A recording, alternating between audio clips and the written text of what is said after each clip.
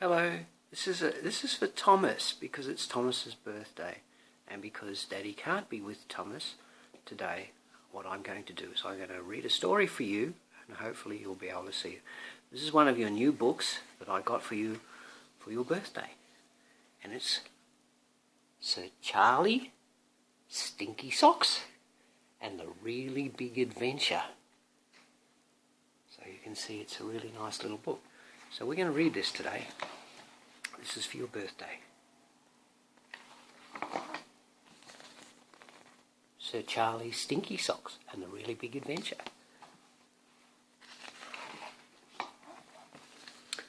Once upon a time, there was a deep, dark forest where monstrous trees groaned and terrible beasties moaned and wiggly woos waited to tickle your toes. What does the next page say? Here it is. In the middle of the forest, surrounded by thorny bushes, there stood a tall, tall tower. Can you see it in the middle of the page there? With a pointy roof. And at the bottom of the tower was a big wooden door. How about that? Inside the tower, a windy, windy staircase. It didn't stop winding until it reached the little wooden door right at the very top. How about that? And what was behind the little wooden door? Well, nobody knew, because nobody ever went there. The end. Oh, hang on, it's crossed out. What does that mean? At least not the day when. And what do you see disappearing down the stairs? Can you see the tail? Whoa. A bold, brave knight. There he is. Sir Charlie, Stinky Sox, and his faithful, fearless cat. Envelope. That's a funny name for a cat. Decided that the time had come for a really big adventure. So there's the cat down there, can you see him? So Charlie picked up his best sword, packed some sandwiches, a big bottle of water, and his favourite little something for the journey, just in case. And then, there he is, off he goes. With a song in his heart, he mounted his good grey mare. A grey mare is a sort of horse. And it's got all sorts of things over it. You see that? Clip clop, clip clop, clip clop they went. Clickety clippity clop. Over the hills and far away rode Sir Charlie and his cat. Oh, and a wily witch with a watch followed behind on a broom. Can you see her? There she is. What's next? At last they came to a deep, dark forest, where monstrous trees groaned and terrible beasties moaned. Envelope shivered, good grey mare quivered, while the witch with the watch covered her eyes. But brave Sir Charlie stood steady in his boots. Can you see him down the bottom there? There he is, standing still. Shh, he whispered into the woods. 'Tis I, Sir Charlie, Stinky Sox. There he is there, can you see him? And Sir Charlie sang his lullaby, and the trees stopped groaning. But the terrible beasties went on moaning. Oh dear. Stop your moaning, cried the knight. Come out and eat me if you dare, he said. Look at him down the bottom there.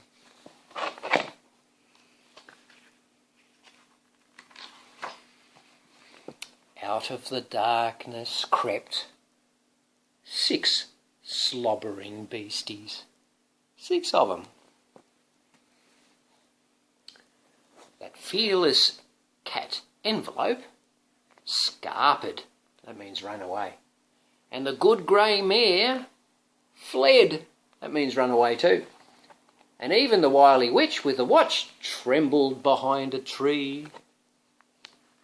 But bold Sir Charlie did not turn. Brave Sir Charlie did not run. Instead, he drew his trusty sword and did what any good knight would do. Can you see? What did he do? He smiled and cut up his sandwiches. How about that? Can you see him? Right down there, he's cutting up his sandwiches. Whoosh. The beasties stood and stared. They were hairy and hideous. Indeed, they were more than just scared of Sir Charlie Stinky Sox than he was of them. Charlie fed the beasties, and the beasties stopped moaning. How about that? They were hungry. And the wily witch with the watch looked on with a grin and checked the time. But this was no way to end a really big adventure. So, what happened? So Sir Charlie Stinky Sox rescued his cat, rallied his good grey mare, and set off once again. Never mind the wiggling woos who waited in the grass, or the 6 not-so-terrible beasties who followed them.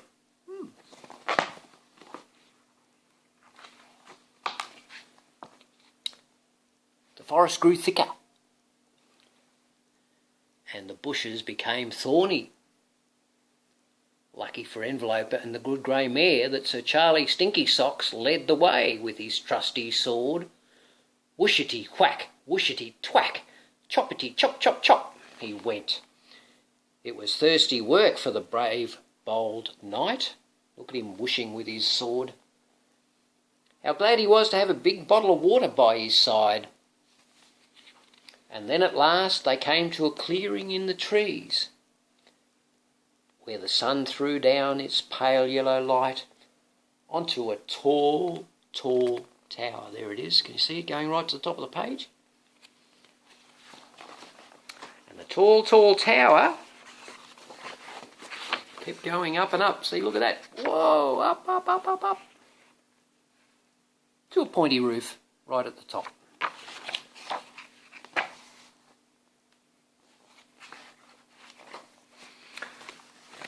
A long green dragon. He was frightful and fearsome and coughed out fire when he stomped in a temper around the tower. Aha, thought Sir Charlie Stinky Sox, and just for a really big adventure. Stop your roaring, dragon, he commanded. That was adventurous, wasn't it? But the dragon did not stop. He went on coughing out fire. He went on belching out smoke. And his eyes were now fixed firmly on Sir Charlie Stinky Sox. What's happening in the corner? Was this the end of the line for the bold, brave knight? Oh my, thought all the other people that were there.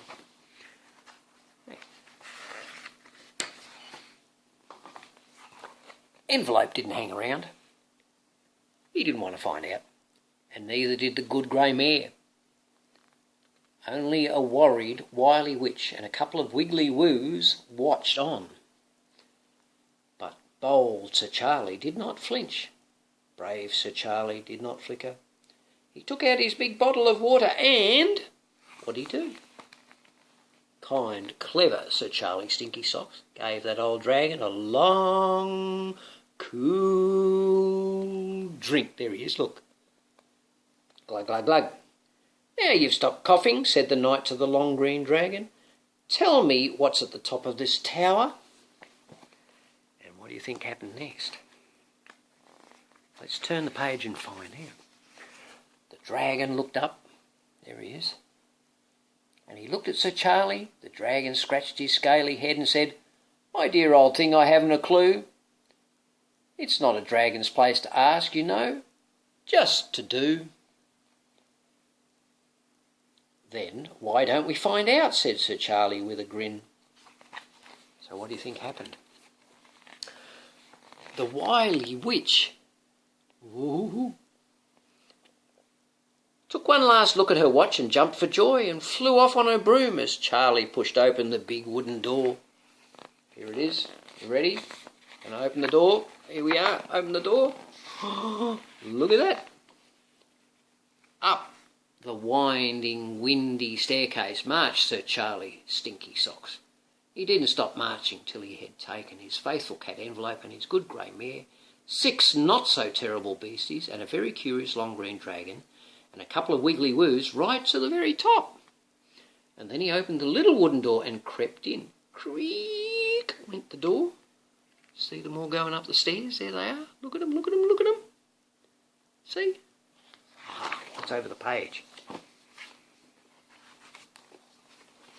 Inside, a big black cauldron stood in the middle of the room, and stirring it was the wily witch, of course. By her side sat a little princess, weeping and wailing in a pool of tears. You see her there? What a big pool of tears. So what happened?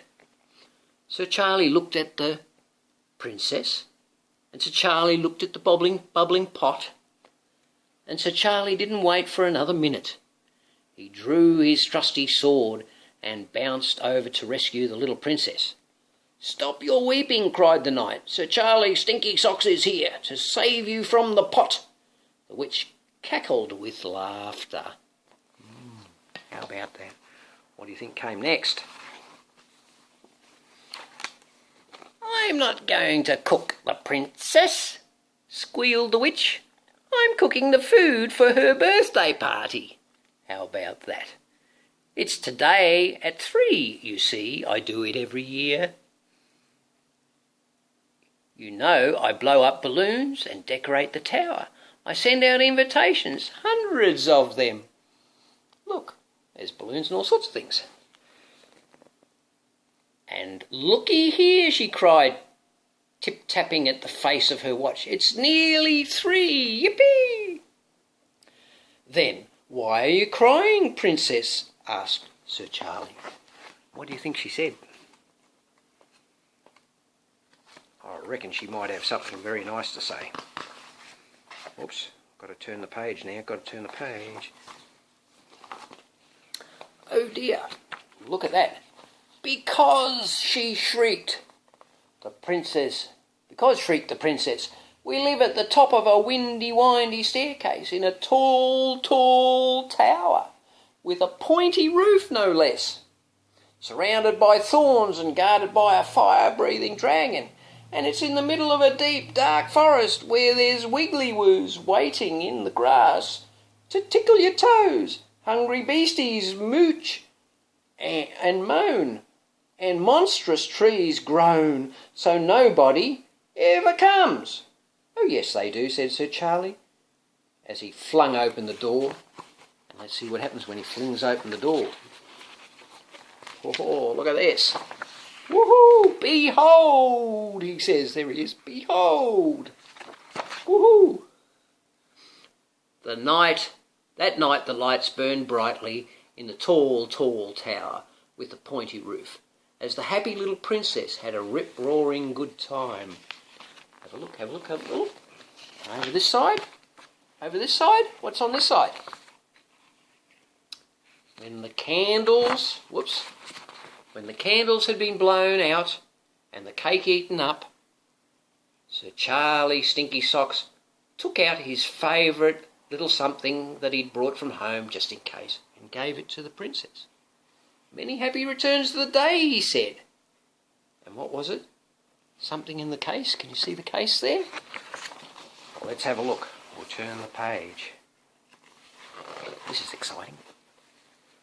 And everybody cheered, "Hooray, hooray, hooray," because that's what people do at the end of a really big adventure. And there it is. The end. Ta-da! That's a good little story, isn't it? So, Thomas, that was a story and a book that I got you for your birthday. And there are more. And they're waiting here for you. And I might read them to you because at least if you can see them and hear the stories and I can show them to you like this, that'll be good fun too, won't it? I love you very much. Hope to see you soon. Bye-bye for now. Love you, Daddy.